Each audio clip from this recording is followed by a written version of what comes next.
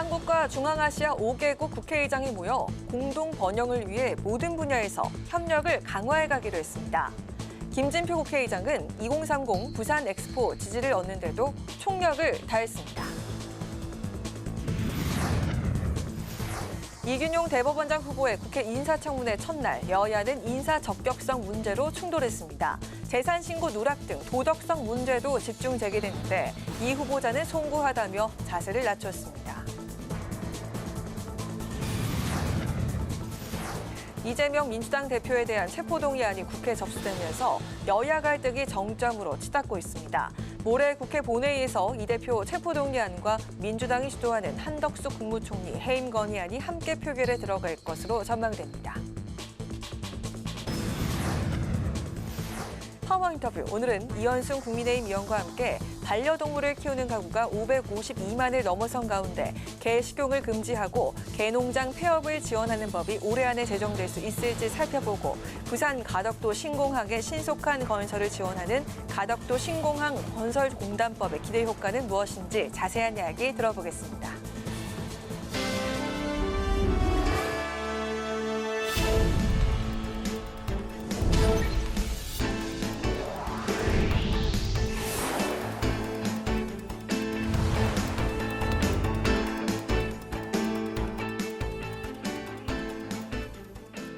여러분 안녕하십니까? 9월 19일 화요일 국회 라이브 6 시작하겠습니다. 국회가 주최한 중앙아시아 5개국 대상 첫 국회의장 회의가 성공적으로 마무리됐습니다. 개별적으로 이루어지던 양자 외교를 넘어서 6개국의 공동 협력 방안을 발굴하기 위한 자리였는데요. 참석국들은 회의를 정례화하고 새로운 30년의 공동 번영을 위해 전 분야의 협력을 강화해 나가기로 했습니다. 김진표 국회의장은 부산 엑스포의 지지를 이끌어내는 데도 총력을 기울였습니다. 현장에서 강민지 기자입니다. 새롭게 출범한 한 중앙아시아 국회의장 회의가 서울에서 개최됐습니다. 지난 4월 김진표 국회의장 제안을 시작으로 국회에서 추진돼온 최고위급 다자회의체로 한국이 초대 주재국으로서 자리를 마련했습니다. 참가국은 카자흐스탄과 타지키스탄 등 강대국들의 지리적 요충지로 떠오르고 있는 중앙아시아 주요 5개국입니다. 김진표 의장은 오래전부터 역사를 함께한 친구라며 의장국들을 환영하고 중앙아시아가 특별한 동반자로 함께 성장하길 기대했습니다. 중앙아시아가 품고 있는 무한한 기회와 잠재력에 주목하고 있습니다. 대한민국은 중앙아시아가 그 잠재력을 실현시켜 나가는 데 함께하며 동시에 중앙아시아라고 하는 기회를 통하여 함께 성장하기를 기대합니다. 중앙아시아 각국도 경제협력과 인프라 공동개발, 긴밀한 기후협력 확대 등을 제안하며 한 중앙아시아 국회의장 회의 정례화에 힘을 실었습니다. 우호적인 우리 대한민국의 경험을 기술을 투자를 많이 희망을 하고 있습니다.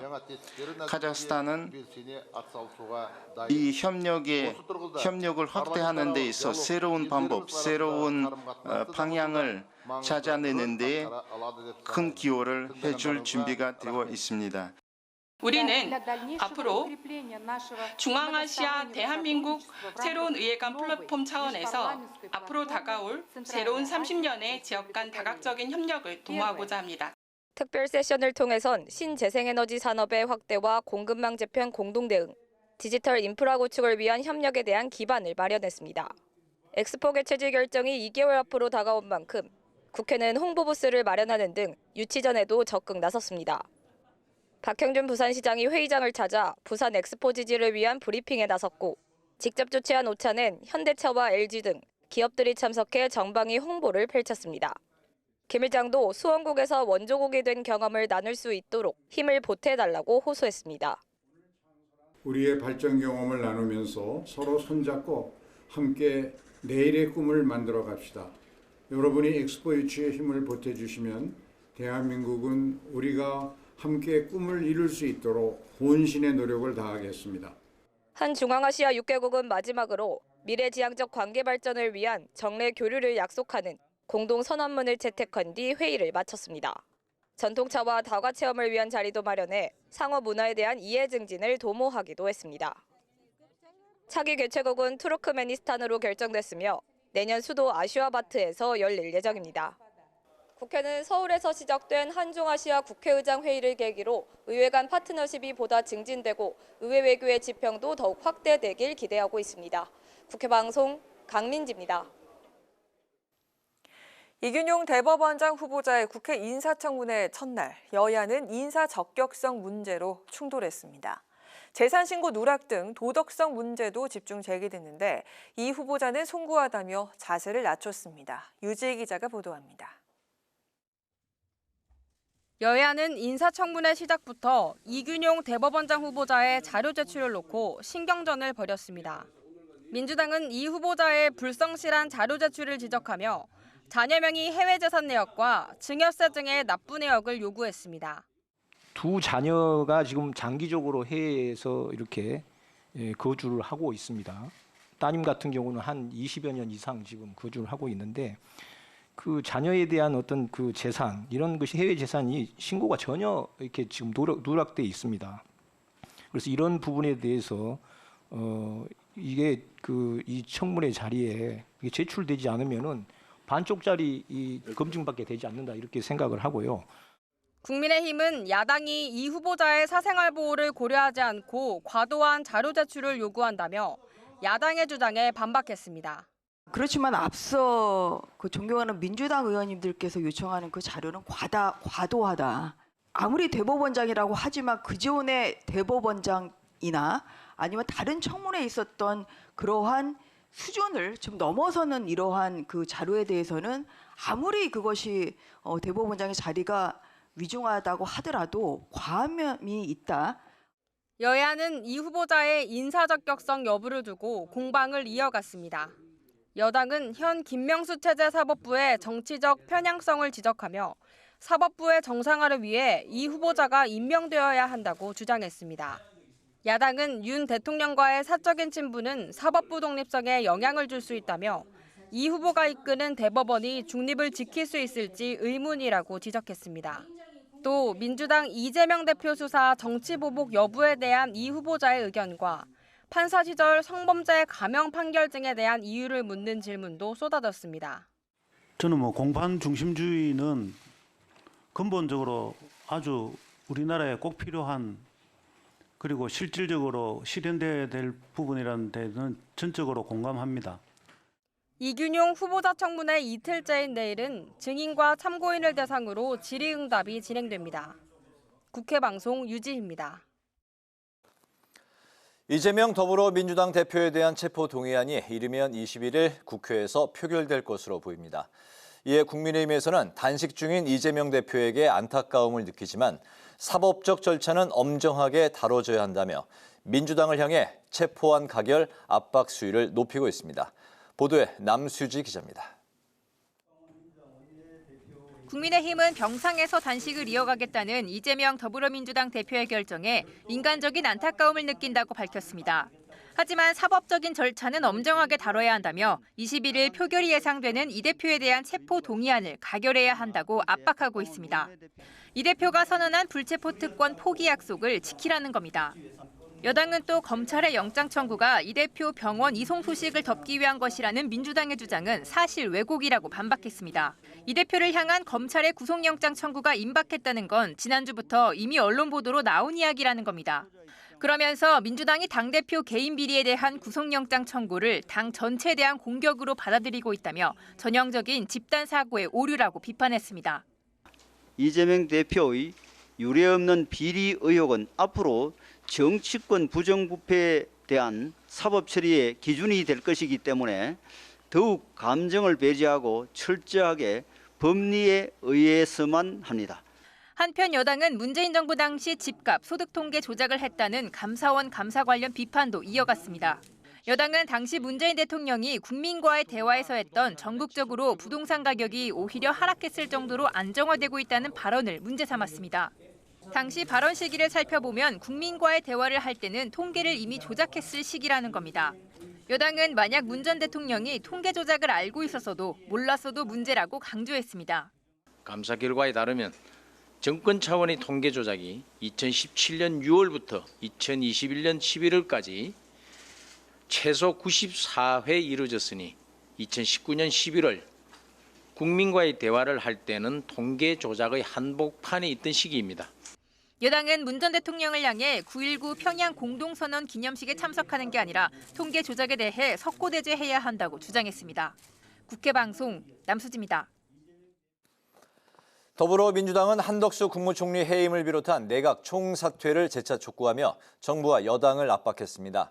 이런 가운데 문재인 대통령이 병상에서 단식 중인 이재명 대표를 만나 단식을 만류했지만 이 대표는 뜻을 굽히지 않았습니다. 김동희 기자입니다. 더불어민주당은 국정 쇄신이 시급하다며 정부와 여당을 또다시 압박했습니다. 민주당은 국회에 제출한 한덕수 국무총리 해임 건의안은 윤석열 대통령에 대한 국민의 강력한 요구라고 주장했습니다. 그러면서 윤 대통령과 국민의힘이 해임 건의안의 무게를 무겁게 인식해야 한다고 밝혔습니다. 또 현재 국정 운영의 난맥은 대통령과 국무위원 그리고 집권당이 국민의 뜻을 두려워하지 않는 데서 비롯되고 있다고 지적했습니다. 정치를 수사하듯이 수사를 정치하듯이 합니다. 정권은 법치를 말하지만 국민의 눈에는 검치입니다. 이 해임 건의가 형식적으로는 국무총리와 장관을 향하지만 본질적으로는 대통령에게 국정 운영의 책임을 국민들이 묻는 것입니다. 이런 가운데 9.19 평양 공동선언 5주년 행사 참석차 서울을 방문한 문재인 전 대통령이 병원에서 20일째 단식 중인 이재명 대표를 만났습니다.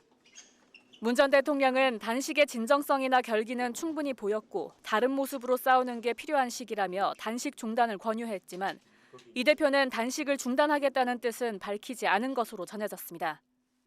한편 민주당은 9.19 평양 공동선언의 의미를 강조하며 남북대화는 보수정부도 추진했던 기본적인 노력인데도 윤 대통령이 그동안 보수정부들이 해온 일마저 버리고 있다고 비판하며 남북대화 재개를 촉구했습니다. 또 정부가 남북관계를 대화의 문을 잠그고 전쟁 분위기를 고조하는 방향으로 가는 건 국익을 훼손하는 것이라고 지적했습니다. 국회 방송 김동희입니다.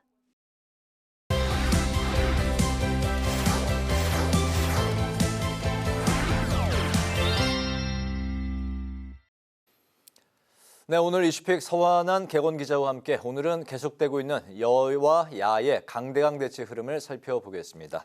서 기자 어서 오십시오. 네, 안녕하십니까? 네, 오늘이 이재명 대표 단식 20일째인데 어제 병원으로 이송된 직후에 검찰의 구속영장 청구 소식이 전해지면서 여야 간 대치가 더 극한으로 가고 있는 분위기네요. 네, 그렇습니다. 이 모두 어제 오전에 국회에 전해진 소식입니다. 사실 그리고 어느 정도 둘 다 예상 가능했던 소식이기도 했습니다. 그렇죠. 네. 먼저 이 건강이 안 좋다라는 이 민주당의 브리핑도 있었던 이재명 대표의 경우 이 어제 의료진의 판단으로 일단 이 근처 대형 병원에서 응급 조치만 받은 후에 이 서울 중랑구에 있는 이 녹색병원, 이 단식 치료에 특화된 병원에 입원을 했습니다. 네. 하지만 이 대표는 이 최소한의 수액 치료만 받으면서 현재 이 음식 섭취는 거부한 채 단식을 계속 강행을 하고 있죠. 그리고 비슷한 시각 이 검찰의 구속영장 청구 소식이 전해졌습니다. 한동훈 법무부 장관이 지난 16일까지 해외 출장이 있었거든요. 그리고 주말이 끼어 있었기 때문에 이 검찰이 18일 혹은 19일 중에 구속영장을 청구할 것이다라는 얘기가 나왔었는데 역시 예상대로 움직인 겁니다. 민주당은 이 검찰의 영장 청구에 대해서 브레이크 없는 폭주다라고 비판을 하고 있지만 법무부는 오늘 오전 국회에 체포동의안을 접수했습니다. 현재 뉴욕에 있는 윤석열 대통령에게 재가를 받은 뒤 곧바로 접수를 한 겁니다. 이 국회법에 따르면 체포동의 요청 후에 첫 개의 본회의 때 보고가 돼야 되고요. 보고된 후 24시간 이후 또 72시간 이내에 표결을 해야 합니다. 때문에 20일 본회의 보고 또 이튿날인 21일 표결이 붙여질 것으로 보입니다. 그렇군요. 오늘 문 전 대통령이 이제 그 이재명 대표를 찾은 게 그 문 전 대통령 입장에서는 그 퇴임 후에 첫 번째 서울 일정이었군요.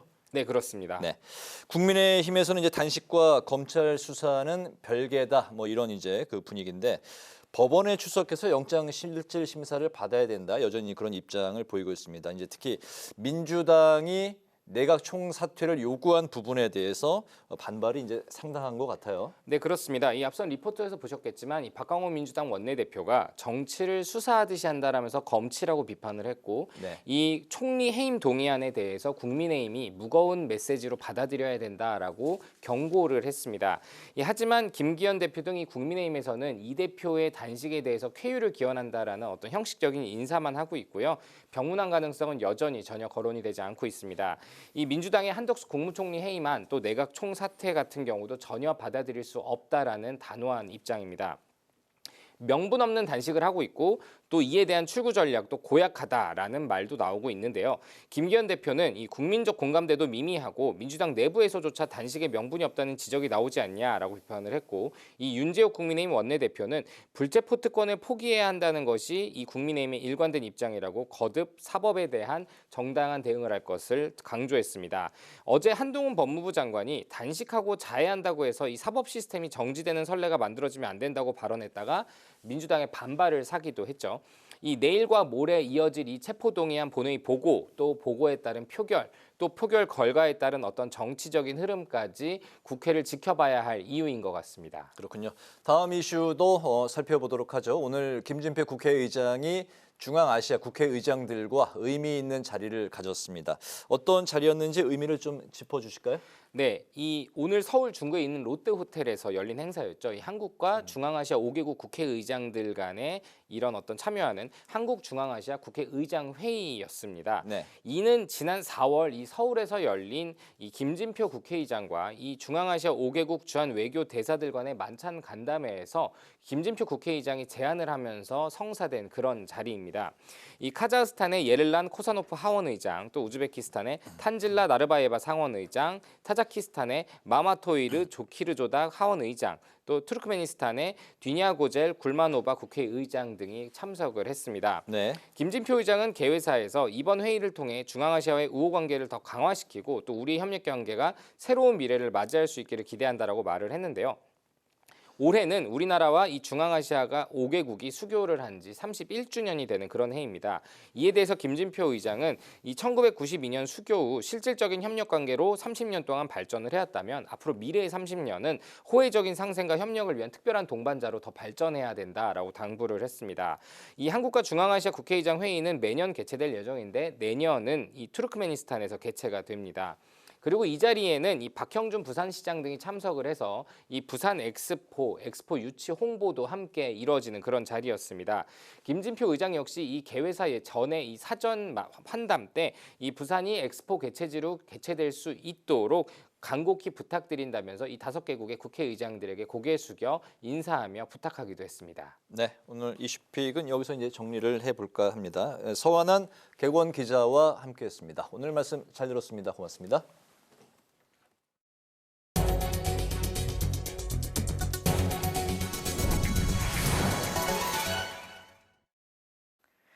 조정훈 시대전환 대표가 국민의힘의 합당 제안을 받았다며 조만간 최종 결론을 내고 입장을 밝히겠다고 말했습니다. 조정훈 대표는 오늘 기자회견을 열고 국민의힘 지도부가 보수와 중도를 아우르는 연대체 역할을 제안했다며 합당 여부는 시대전환 지도부의 결정에 따를 것이라고 밝혔습니다. 내년 총선과 관련해 마포갑 출마를 검토하고 있다면서도 더 상징적인 지역구가 있다면 변경할 수도 있다는 뜻을 전했습니다. 국민의힘이 가짜뉴스 근절을 위한 긴급 공청회를 열고 처벌 강화 등의 입법 추진 의지를 강조했습니다. 윤재욱 원내대표는 언론사가 사회적 영향력을 높일 목적으로 아니면 말고식의 가짜뉴스로 정치적 선동을 한다며 책임을 물을 수 있는 제도의 필요성을 강조했습니다. 따라서 이제는 규탄을 넘어 법적, 제도적 정비를 통해 가짜뉴스를 막겠다며 언론 환경 개선과 공작 사건 조사에 최선을 다할 것이라고 말했습니다. 민주당이 올해 정부의 세수 결손에 대해서 실수를 인정하고 근본적인 대책을 마련하라고 강조했습니다. 김성주 정책위 수석부의장은 원내대책회의에서 올해 59조 2천억 원의 세수 결손이 예상되지만 정부는 국민께 사과 한마디 없다며 내놓은 해결책은 지방정부의 부담을 높이고 현행법 위반 논란까지 있다고 밝혔습니다. 따라서 감세 기조를 중단하고 세수 기반을 확대하는 등 재원 마련을 위한 대책을 내놔야 한다고 촉구했습니다. 국회의장 직속 헌법 개정 및 정치제도 개선 자문위원회가 오는 22일 경북대학교에서 한국헌법학회와 공법학회, 정치학회와 함께 4번째 국민공감 개헌시민공청회를 개최합니다.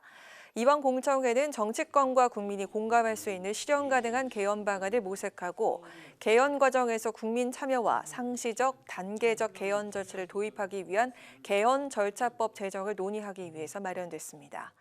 수도권과 강원권, 충청권의 의견을 수렴한 개헌 자문위는 20일 경북권에 이어서 25일 경남권과 26일 호남, 제주권을 끝으로 지역별 순회 공청회를 마무리합니다.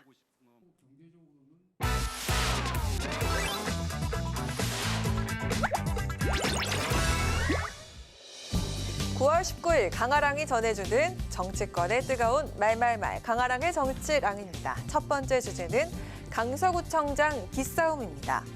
국민의힘이 다음 달 11일 실시되는 서울 강서구청장 보궐선거 후보로 김태우 전 구청장을 확정했습니다. 당원과 일반 국민을 각 50% 비율로 여론조사한 경선 결과였는데요. 공무상 비밀 누설 혐의로 형이 확정되면서 직을 잃었던 김 전 구청장의 재도전인 만큼 민주당은 맹비난에 나섰습니다. 국민의힘은 대법원에서 범죄가 확정된 당사자를 다시 출마시키는 상식을 벗어난 작태를 보였습니다. 윤석열 정권을 심판하는 선거가 될 것입니다. 내로남불 정도가 아니죠. 그러니까 예를 들어서 어떤 당이 잘못해서 보궐선거가 이루어졌는데 그 당의 다른 멤버가 나오는 것도 사실 욕을 많이 먹었고 국민의힘이 많이 욕을 했잖아요. 네. 근데 이건 바로 그 사람을 몇 개월 만에 다시 출마시키는 거지 않습니까? 네. 예, 이거는 본인들도 아휴 참 이건 참 너무하다라는 생각을 좀 하는 것 같아요. 네, 민주당 상대 후보인 진교훈 후보 캠프에서도 곧장 논평을 내고 윤심을 등에 업고 민심을 꺾어보겠다는 오만과 오기에 공처된 최악의 선택이 될 것이라고 비판했습니다. 국민의힘 내부에서도 평가가 엇갈렸습니다. 대통령이 그 사람을 사면을 해주고 그 사람을 후보로 내보내가지고 저는 좀 부끄러운 일이라고 생각합니다. 국민의힘이 그 정도 반대도 못하느냐. 이거는 명분이 없는 출마예요. 이 선거는 우리가 명분이 없는데 분위기도 별로 안 좋아요. 쉽지 않은 선거라고 봅니다. 어쨌든 후보를 낸 건 굉장히 잘한 결정이고요. 국민들 입장에서 볼 때 김태우 후보는 공익 제보자다. 불법 제보자가 아니다 하는 인식이 저는 강하게 있을 거라고 보고. 네, 김태우 전 구청장이 후보로 확정됨으로써 경찰청 차장 출신으로 전략 공천된 민주당 진교훈 후보와 검경 대리전 구도가 형성됐는데요. 조국이 유죄면은 김태우는 무죄다. 많은 국민들께서 인식을 갖고 계셨고. 윤석열 정부 출범 이후 1년 5개월 동안의 독성과 퇴행에 대한 심판입니다. 네, 이번 보궐선거는 국민의힘과 민주당은 내년 총선 전초전으로 어느 쪽이 패배하든 상당한 타격을 입게 될 것으로 분석되고 있습니다. 여야의 4월에 건 신경전이 시작된 만큼 내달 11일 치러질 선거 결과에 귀추가 주목됩니다. 이어서 두 번째 주제는 잡범도 단식입니다. 한동훈 법무부 장관이 단식 투쟁 중 병원에 이송된 이재명 대표를 비판하면서 단식 자해, 잡범 등의 표현을 사용한 데 민주당의 반발이 이어졌습니다. 잡스럽죠. 더 센 발언을 하고 싶지만 제 입의 건강함을 유지해야 되기 때문에. 다른 사람을 학대하거나 고통을 주면서 쾌감을 느끼는 일종의 사디스트 같다.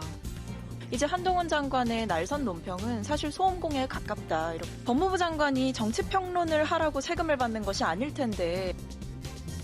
네, 그런가 하면 이준석 전 국민의힘 대표가 한동훈 장관을 향해 윤석열 대통령 대신 도어 스태핑을 하는 것 같다고 지적하면서 한 장관의 개인적인 발언이 아닐 거란 평가를 내놨습니다. 저는 왜냐하면 이게 한동훈 장관 개인의 사견이라고 보기가 어려운 부분이 있다 봅니다. 한동훈 장관의 대통령 신임만 특수한 위치에 따라 가지고 이거 자칫 잘못하면은 대통령 본인의 뜻으로 오해받을 수도 있는 거거든요. 이런 민감한 건 피했어야 된다. 마침 대통령실에서도 비슷한 말이 있었어요. 네. 우리가 단식하라 그랬냐 뭐 이런 식으로 했거든요. 맞습니다. 네. 네, 이 가운데 오늘 법무부가 백현동 특혜 의혹 쌍방울 그룹 대북 송금 의혹으로 구속영장이 청구된 이재명 대표에 대한 국회 체포동의를 오늘 국회에 요청했습니다. 이로써 모레 열릴 본회의 표결이 유력한 상황인데요. 국민의힘은 이 대표를 향해 방탄 단식을 끝내고 자당 의원들에게 체포동의안 가결을 자진해 요청해야 한다고 거듭 촉구했습니다.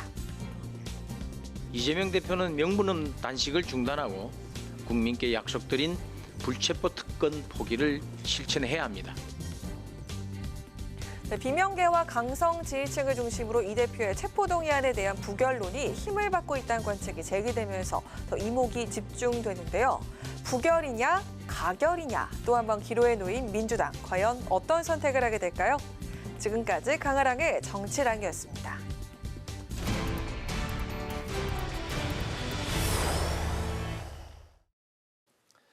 이균용 대법원장 후보자의 인사청문회가 이틀 일정으로 내일까지 진행됩니다. 대법원장을 포함한 대법관은 국회 임명 동의가 반드시 필요한 만큼 국회 인준 전망에 관심이 집중되고 있는데요. 모레 이재명 대표의 체포동의안 표결 여부 등 국회에 뜨거운 현안이 많습니다. 오늘은 홍익표 더불어민주당 의원과 전화가 연결돼 있는데요. 관련한 사항을 자세히 들어보도록 하겠습니다. 의원님 안녕하십니까? 안녕하세요. 네, 안녕하세요. 반갑습니다. 네, 반갑습니다. 오늘 이균용 대법원장 후보자 인사청문회를 이제 지켜보셨을 것 같은데요. 예. 부동산과 주식 등 재산 증식 과정에 대한 논란이 쟁점이 됐습니다. 청문회 통과 열쇠를 쥔 민주당이 내일까지 강도 높은 검증을 벼르고 있는데 오늘 이 후보자의 답변 태도와 해명, 의원님은 어떻게 들으셨을까요?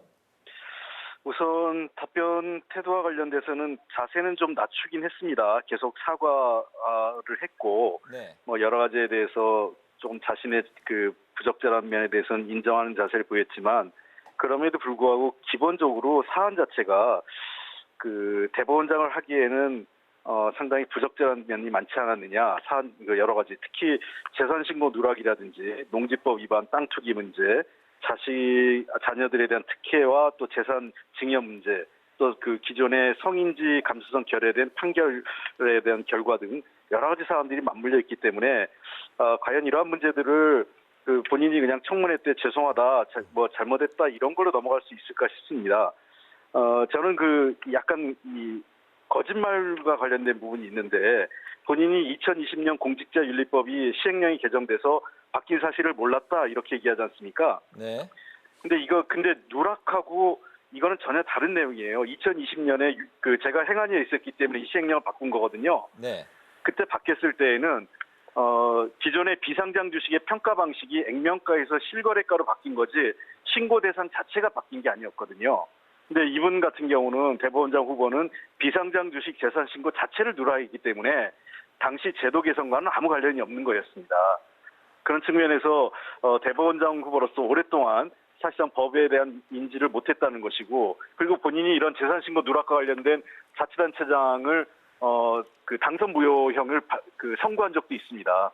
그런 측면에서 매우 부적절하지 않나 생각됩니다. 네. 네, 그 이재명 대표 체포동의안이 내일 국회 본회의 보고 후에 21일 표결 가능성이 유력한데 부결된 방탄 논란에서 자유로울 수가 없고 가결되는 계파 갈등을 비롯한 내분이 가시화가 될 것으로 보이는데요. 현재 당내에서 부결론이 힘을 받고 있다는 이런 관측이 나오고 있는데 분위기가 어떻습니까?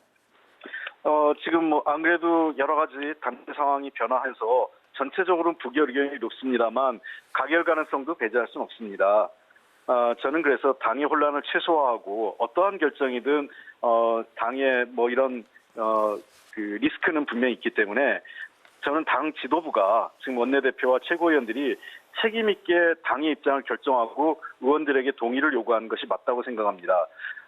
지금 현재로서는 당의 지도부가 자신들의 권한과 역할에 비해서 부여된 책임과 정치적 부담을 지으려고 하지 않는 것은 매우 잘못된 행태다 이렇게 생각을 하고요. 이번 체포동의안 문제는 당의 입장을 분명히 정하고 당의 입장에 따라서 그 당의 입장을 지도부의 입장을 소속 국회의원들한테 동의를 요구하는 것이 맞다고 생각합니다. 자칫 이번 문제를 잘못 해결할 경우에는 저는 현재 지도부가 사실상 붕괴될 거로 생각합니다. 그렇기 때문에 이번 결정을 지도부가 현명하게 그리고 용기 있게 결정을 내려줄 것을 다시 한번 부탁드립니다. 네, 자 그런데 만약에 부결이 된다면 그 불체포 특권 포기를 약속했던 이 대표 공언이 수포로 돌아가면서 정치적인 책임을 지적하는 목소리에도 자유로울 수 없을 텐데 이거 어떻게 내다보십니까? 저는 부결될 경우에 분명히 저희가 입장을 정하고 하면 이렇게 할 수 있다고 생각을 합니다. 우선은 불체포 특권과 관련돼서 그거는 뭐 저는 특별한 권리가 아니라 직책 수행과 관련된 특수한 권리로 보고 있고요. 우선은 이 문제에 대해서 검찰이 하자는 대로는 하지 않겠지만 만약에 예컨대 이 사안 자체가 벌써 한 2년 가까이 수사가 된 사안 아닙니까? 그렇다면 12월 12일 정기국회가 종료된 시점에서 한 일주일 정도 휴회를 할 수 있다고 생각합니다. 그래서 휴회를 후회하겠다는 입장을 분명히 하고 그때 가서 검찰이 원하는 방식이 아닌 법원의 판단대로 절차적으로 밟겠다는 겁니다. 네. 국민의힘이 문재인 정부의 통계 조작 의혹에 대한 맹공과 함께 철저한 엄단을 촉구했는데 오늘 가짜뉴스 근절을 위한 정책 공청회를 열고 법적 제재를 서두르겠다는 의지를 이제 밝혔습니다. 이번 그 통계 조작 논란에 대한 민주당의 입장을 비롯해서요. 또 여당 공세에 향후 그 민주당은 어떤 방안이 있을까요? 저는 이 통계 조작이야말로 감사원이 나선 정권 차원의 가짜뉴스라고 생각을 합니다. 왜냐하면 지금 이미 감사원이 지난해 그 전현희 그 권익위원장에 대한 조사도 최근에 다 사실이 아닌 것으로 드러났고 특히 감사원이 사실상 정권의 하청기구로 전락해서 이 정치적 감사를 하는 것에 대한 매우 부적절하다고 생각을 하고요. 문재인 정부 당시에 그 통계에 관련돼서 사전에 협의한 건 있었지만 문재인 정부 관계자들이 일치해서 얘기하는 것은 통계 조작은 전혀 없었다는 것이고 실제로 통계 조작은 많은 사람들이 전문가나 실무자들이 개입하는 거기 때문에 한 번 내린 통계 내용을 뒤바꾸거나 조작하는 것은 사실상 불가능합니다. 그랬다면 벌써 문제가 제기될 거로 생각하고요. 이 문제는 검찰 수사 진행되니까 사실은 사실대로 드러날 것으로 보입니다. 다만 문제가 되는 것은 이게 중간 감사고 이러한 중간 감사를 바탕으로 감사위원회 의결도 없이 또다시 그 유병호 사무총장을 중심으로 해서 언론에 유출하고 검찰에 독단적으로 고발 조치하는 것 자체도 이건 감사원법 위반이고요. 이미 우리 당에서는 유병호 사무총장을 그 직권남용 등의 혐의로 공수처에 고발했기 때문에 그것은 그대로 또 진행이 돼야 될 거로 생각됩니다. 네. 오늘 문재인 대통령이 이재명 대표를 병문안 찾아서 이목이 집중됐는데요. 퇴임 후 첫 번째 서울 상경이었습니다. 오늘 참석했던 9.19 평양 공동선언 5주년 기념 행사에서의 메시지 그리고 또 이 대표를 찾아가서 문병한 모습 의원님은 어떻게 보셨을까요?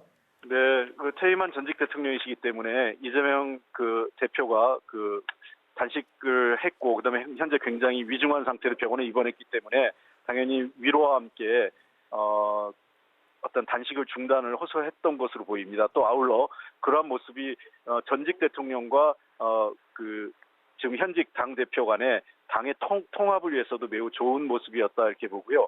특히 이번 행사는 9.19 평양 공동선언 5주년 행사인데 윤석열 정부 들어와서 기존의 남북 간의 합의는 모두 백지화되어 있고 한반도를 둘러싼 상황이 매우 긴박하게 이루어지고 있습니다. 북한의 핵위협은 날로도 고조되고 있고 한반도는 더 위태로워지고 국민의 안전도 불안해지고 있습니다. 우리가 북한의 대북 북한으로부터 위협에 대해서 국민을 안전하게 하고 안보를 든든하게 하는 것은 당연한 조치이지만 그와 더불어서 평화를 위한 외교적 대화의 노력도 병행해야 된다는 것도 확실합니다. 아마 문재인 대통령께서는 그러한 메시지를 분명히 전달하기 위해서 이번 행사에 서울까지 오신 것이 아닌가 생각합니다. 네, 오늘 말씀 여기까지 듣겠습니다. 고맙습니다. 네, 감사합니다. 네, 지금까지 홍익표 더불어민주당 의원과 이야기 나눠봤습니다.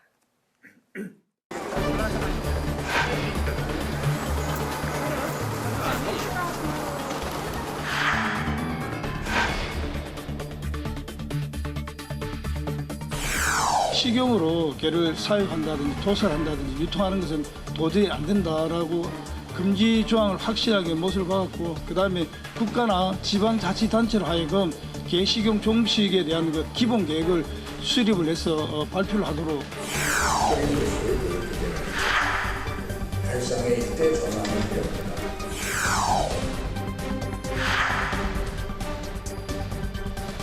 허가해야 잘라는 요청이 있어서 위원장이 계속 연락했습니다.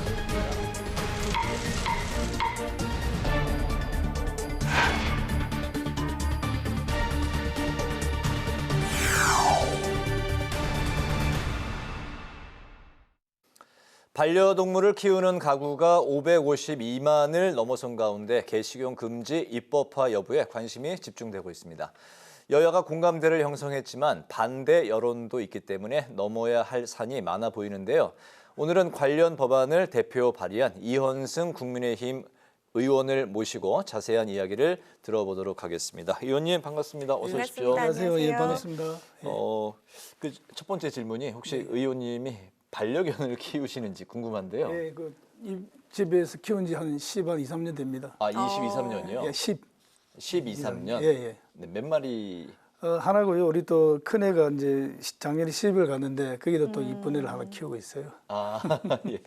큰애고 시집을 보냈다. 뭐 이런 표현을 쓰실 정도로 가족과 다름없는 그런 이제 애정을 갖고 계시는 것 같습니다.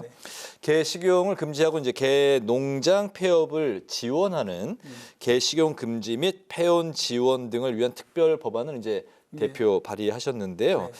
법안이 어떤 내용이고 또 이제 발의하게 된 계기가 어떤 거였는지부터 좀 소개해 주실까요? 예, 일단 지금 우리나라가 눈부신 경제 성장을 이뤘고 또 점차 가족 구조가 핵가족화 되잖아요. 네. 그래서 지금 아까 말씀하셨다시피 반려동물 인구가 1,500만 시대에 이르고 있거든요.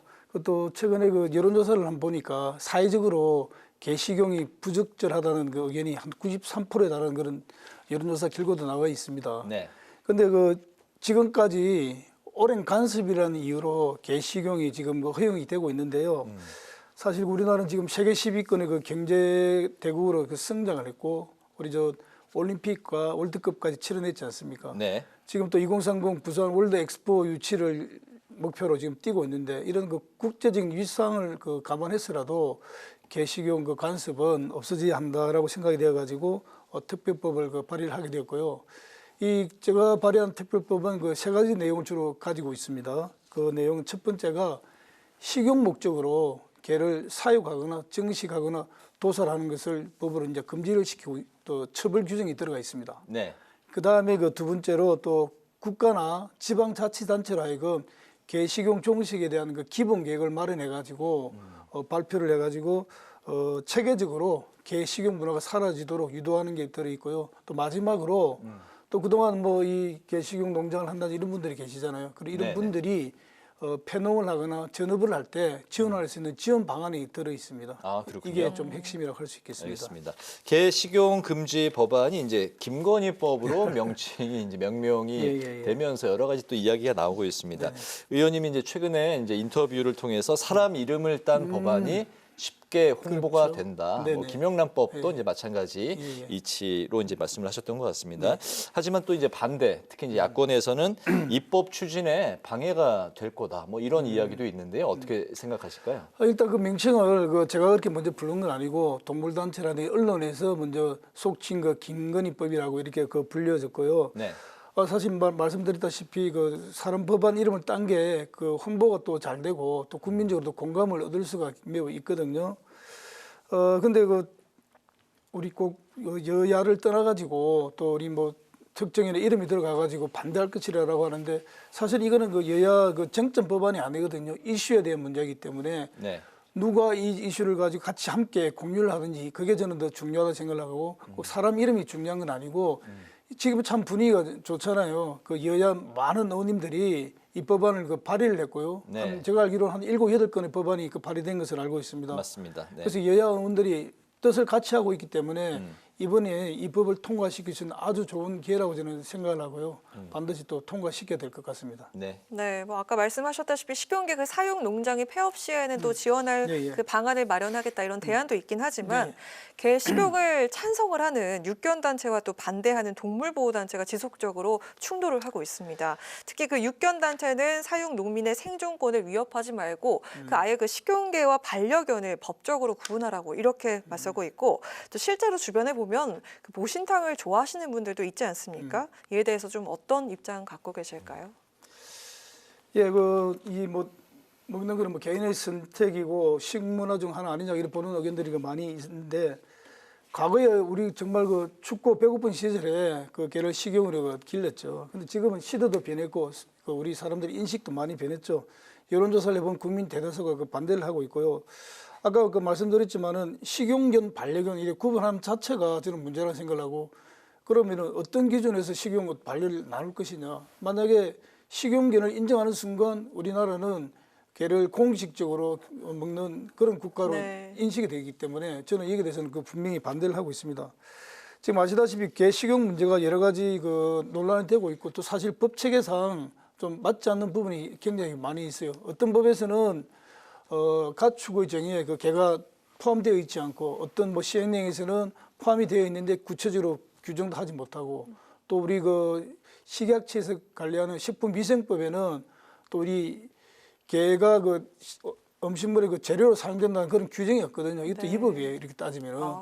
그래서 저희들은 개를 키우고 있는 농장주들이 전업을 할 경우에 생계를 고려해가지고 전업 대책이라든지 그런 지원책을 마련하는 게 이 법안에 담겨 있거든요. 그게 네. 조금 차이라고 할 수 있겠습니다. 알겠습니다. 개 식용을 금지하는 관련 법안이 이제 21대 국회에 들어서만 9건이 현재 이제 계류가 돼 있는데요. 의원님이 이제 오늘 오전에 관련 행사를 또 이제 주관을 하셨고 여러 가지 노력을 하고 계신데 그 법안이 현실화되기 위해서 구체적으로 이제 어떤 노력을 기울이고 계신지 그리고 개 식용 금지법이 그러면 올해부터 이게 제정되고 적용이 되는 건지 어떻습니까? 일단 결론부터 말씀드리면은 저희들은 이번 정기국회에 네. 통과시키는 것을 목표로 이 법안을 지금 추진을 하고 있습니다. 네. 사실 지난 문재인 정부 시절부터 개 식용 종식에 대한 사회적 논의 기구가 구성이 되어 가지고 논의를 했는데 종식 시기라든지 이행 방법에 대해서 서로 합의를 보지 못한 채 지금 넘어왔는데 지금 윤석열 대통령 내가 동물 복지와 동물 사랑에 많은 관심을 가지고 있고 지금 제가 알기로는 애완견, 애완묘 11마리 정도 키울 정도로 관심을 가지고 있습니다. 특히 네. 김건희 여사께서는 개 식용 종식 문제에 대해서 많은 관심을 가지고 있고요. 그래서 우리 아까 말씀드렸지만은 우리 국회에서도 제가 대표 발의 법안을 포함해 가지고 글쎄 2건이 더 늘어서 9건이 된 것 같은데요. 네. 그 정도로 많은 관심을 가지고 있는데 우리 개 식용 종식을 위해서 우리가 초당적인 여야 모임을 구성을 했습니다. 우리 박홍근 의원님을 비롯해가지고 여야 44분의 의원들이 모임 구성원인데요. 거기서 우리가 토론회도 가진 바 있고 또 우리 같이 국무총리님을 찾아가서 우리 의견서를 제출하려고 그랬는데 민주당이 당내 사정 때문에 제가 그냥 혼자 어제 네. 본회의장에서 대표로 제가 건의문을 전달해드린 바가 있고요. 저 개인적으로도 우리 동물을 위한 단체들끼리 모여서 간담회를 가지고 오늘 오전에 정말 동물 식용 농장에서 구제되어 가지고 정말 살아남아서 입양되어 가지고 하는 그런 사례가 있거든요. 네. 그런 반려견들을 오늘 국회에서 기업내에서 같이 산책을 하면서 우리 개 식용 문화 네. 종식에 대한 홍보도 하고 그랬습니다. 영상이 나가고 있네요. 그렇군요. 네. 네. 오늘 오전에 있었던 모습이군요. 네, 그렇습니다. 알겠습니다. 네. 다음 두 번째 법안도 한번 좀 짚어볼까요? 네, 그럴까요? 자, 부산 가덕도 신공항의 신속한 건설을 지원하는 가덕도 신공항 건설공단법이 지난 10일 국토위 소위를 통과를 그렇죠. 했습니다. 네. 가덕도 신공항이 어떤 목적으로 세워지는 곳인지 좀 설명 부탁드릴까요? 법안 소개도 함께 해주시죠. 예, 사실 영남권에 공항이 부족을 해가지고 중장거리 노선을 이용을 하려면 인천 신공항으로 와야 되거든요. 그래서 그런 많은 불편함이 있었고 지금 그냥 있는 김해 국제공항만 하더라도 너무 많은 승객들이 몰려가지고 포화 상태에 이르렀습니다. 그래서 가덕 신공항 짓기 이전에라도 김해 국제선공항의 임시 청사 확장이 필요하고 그 공사가 진행 중에 지금 있는 것으로 저는 알고 있습니다. 무엇보다도 김해 공항은 군사 공항이거든요. 그래서 24시간 또 공항 역할을 할 수가 없어요. 또 소음 때문에. 그래서 가덕 신공항 건설이 반드시 필요하고 또 우리 부산에는 가덕 신항만이라는 거대한 항만이 있습니다. 세계 5위권의 물류를 처리를 하고 있는데요. 신항만하고 신공항하고 같이 물류 효과를 거둔다면은 더욱더 큰 효과를 거둘 수 있나 저는 생각을 해서 가덕 신공항이 필요하다라고 저는 그렇게 하고 있습니다. 그렇군요. 네. 그렇게 필요하다라고 말씀을 하셨는데 가덕도 일대의 육지와 또 해상을 연결하는 이 아주 어려운 공사라고 들었습니다. 기재부에서는 지난 6월까지만 해도 건설공단 설립에 대해서 반대 입장을 보였었고 예산 문제에 대해서도 우려를 표명했던 걸로 알고 있는데요. 그렇기 때문에 비용, 안전, 환경 문제 이게 이제 극복해야 될 이제 산으로 알고 있는데 여기에 대한 그 해법은 어떻게 갖고 계실까요? 예, 금방 말씀하신 대로 그 가덕 신공항 그 예정 부지가 지금 그 좀 외에 좀 그 접해 있기 때문에 좀 난공사가 될 것으로 저는 예상을 하고 있습니다. 네. 그래서 이제 당초 그 기재부에는 그 인천국제공항을 만들 때 그 조직이라든지 그 인력을 좀 활용을 하라고 그랬는데 그러다 보면은 새로운 공항을 추진하기에 너무나 그 시간적으로 그 많이 소요되기 때문에 저희들은 별도의 그 가덕도 신공항 건설을 위한 공단이 필요하다라고 했고 인천의 경우에도 처음에는 별도 조직이 없이 진행이 되다가 결국에는 새로운 조직을 만들었거든요. 이번에도 가덕 신공항 건설 공단이 그 반드시 그 필요하다라고 저는 그 생각을 하고 있습니다. 네. 네네. 자, 그럼 마지막 질문 드리겠습니다. 지역구가 부산 진구 을이시잖아요. 네, 그렇습니다. 19, 20, 21대 의원을 연달아 하셨는데 자, 이제 7개월 남은 총선 계획이 궁금하고요. 남은 임기 동안 꼭 해결하고 싶은 정치적 과제가 있으실까요? 예, 그 사실 그 우리 그 지역이 굉장히 어려운 지역입니다. 초선들의 무덤이라 불릴 정도로 16대부터 계속 바뀌었네. 6, 7, 8, 19대 때 제가 되어가지고 3선까지 이렇게 그 되어 있는데요. 정말 그 지난 12여 년간 의정 활동을 하면서 우리 지역 가장 큰 현안이 도심 철도 차량 정비단을 외곽으로 이전하는 것이었는데 그 사업이 지금 진행이 되고 있고 2028년까지 이전하는 것을 목표로 지금 사업이 추진 중에 있다는 그 말씀을 드리고 앞으로 또 저희들이 해결해야 될 일들이 많이 있습니다. 가장 가까운 게 이제 2030 부산 엑스포 유치가 11월 28일 날 파리에서 그 결정이 되는데 반드시 유치를 해내야 되고 무엇보다도 우리 그 지역 발전을 위해서 산업은행 본사가 부산으로 이전해야 합니다. 여기에 대해서는 우리 여야 떠나서 부산의 그 모든 국회의원들이 다 이에 대해서 동의를 하고 있고 추진을 하고 있다는 말씀을 드리고요. 정말 그 국회 그 기본 그 활동은 좀 민생 안정 아니겠습니까? 그 저희들이 참 아무리 정권이 바뀌었는데 일을 해보려 해도 사실 그 여소 야대 정국 때문에 제대로 일을 못했는데 정말 이번에는 좀 바꿀 수 있는 환경을 좀 마련해가지고 제대로 일을 한번 해보고 싶고요. 저는 항상 그 우문횡단 우리의 문제는 현장에 답이 있다는 자세로 항상 지역에 나가서 지역 현안을 살피고 합니다. 앞으로도 그런 자세로 계속 남은 임기에 임하겠습니다. 우문현답의 그 현이 현장에서. 현자였군요. 네. 알겠습니다. 여러 가지 포부에 대한 앞으로 남은 임기 동안에 해야 할 일들에 대해서 마무리로 들어봤습니다. 국회 라이브6 파워 인터뷰 지금까지 이현승 국민의힘 의원과 함께 개식용 금지법의 실효성과 가덕도 신공항 건설공단법의 기대 효과에 대한 이야기를 중심으로 논의를 이끌어봤습니다. 의원님 오늘 말씀 잘 들었습니다. 고맙습니다. 고맙습니다. 네, 감사합니다. 네, 오늘 국회 라이브6 여기까지입니다. 시청해주신 여러분 고맙습니다.